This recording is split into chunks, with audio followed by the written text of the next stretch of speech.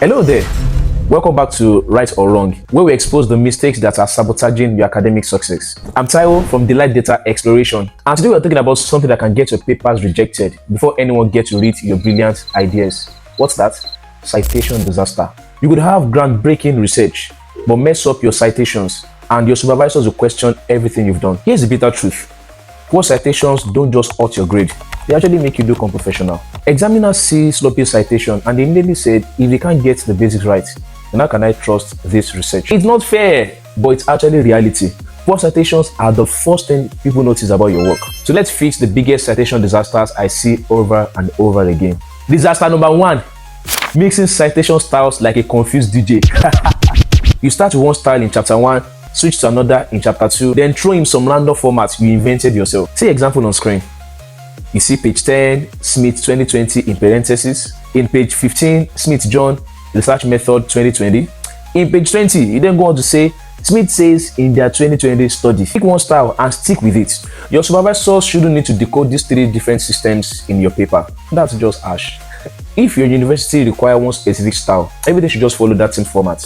Consistency isn't just nice, it's absolutely essential. Disaster number 2, the mysterious vanishing sources. You cite Smith 2020 in your text, but Smith is nowhere to be found in your reference list. Or worse, you have 50 sources in your bibliography, but only cite 20 in your actual paper. Every in-text citation must have a matching reference, and every reference must be cited in your text, no exception. It's like promising to introduce someone, then you leave them standing outside. Disaster number 3, the fictional citation epidemic. Now this is becoming huge in today's academic world.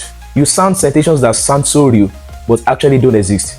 Now on a lighter mode, I remember when I was in school as an undergraduate, our lecturer would comment about a student whom after had written his research work, just kept citing different scholars. You know, we go on to cite Lewandowski, Ribery, Rooney, until eventually it was caught that it was just citing real-time or old footballers. You don't want to do that. But let me go back to the business at hand. As you can see on screen, what's the problem? The journal doesn't exist. Johnson never wrote this paper. The entire citation is fiction. Now, this often happens when people rely too heavily on AI tools that create believably sounding but completely fake references. Always verify your sources actually exist before including them. Now, if you need more help or information concerning this, just type in the comment section. Disaster number 4, the format nightmare. Your citations look like they were typed by somebody having a keyboard seizure. Bad example, as you can see on screen. No capitals, missing spaces, inconsistent punctuation. Now compare that former example and this. Clean formatting shows attention to detail. Messy formatting suggests careless work. You can either use citation management tools or follow your style guide exactly. Disaster number 5, I was going to talk about this. The outdated source overload. Here your entire reference list looks like it came from the 90s. Again, as you can see the examples here. Brown, Wilson, Davis. Look at the year. 1995, 1998, 1992. Now, while classic sources have their place, using only old reference suggests that you haven't engaged with current scholars. Now, there's a general rule that you can abide by when you're using older and old citations.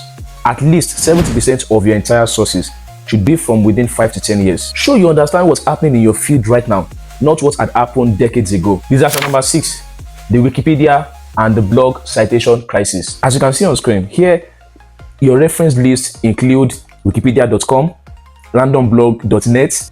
Academic papers require academic sources, peer-reviewed journals, books, conference proceedings, and official reports. Wikipedia can be a starting point for finding real sources, but it should never be your final destination. If you can't find scholarly sources on your topic, you might just need to consider your approach. So there you have it. 6 citation disasters that make your work look unprofessional and can even get your papers rejected. Quick recap. Pick one style and stick with it. Match every citation to your reference list. Verify your sources actually exist. Format everything cleanly. Use current scholarship and stick to academic sources. Fix this crisis and your credibility immediately improves. This is Right or Wrong, helping you write right.